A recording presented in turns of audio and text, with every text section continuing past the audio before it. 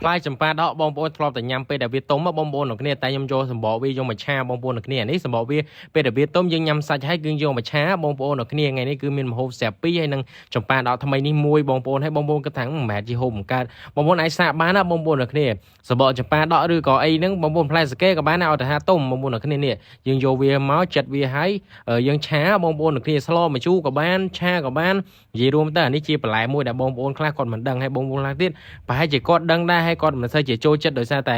សាច់របស់វារៀងផ្អែមអញ្ចឹងណាបងប្អូនហើយគាត់គិតថាយកទៅធ្វើម្ហូបប្រហែលជាអត់ឆ្ងាញ់ប៉ុន្តែបងប្អូនអាចសាកបានប៉ុន្តែបើសិនជាបងប្អូនធ្វើម្ហូបកុំលោភស្ករបងប្អូនដោយសារតែវាផ្អែមអញ្ចឹងបើសិនជាបងប្អូនលោភស្ករដឹងតែវាផ្អែមហើយអញ្ចឹងញ៉ាំអត់ឆ្ងាញ់ទេប៉ុន្តែបើខ្ញុំធ្វើខ្ញុំអត់សូវលោភស្ករទេអាម្ហូបខ្លះបើថាភ្លក់ទៅវារៀងផ្អែមខ្លាំងគឺយើងអត់ដាក់ស្ករតែម្ដងអញ្ចឹងរសជាតិគេគឺឆ្ងាញ់បងប្អូនទាំងគ្នាអញ្ចឹងបងប្អូនអាចសាកបានហើយបើថា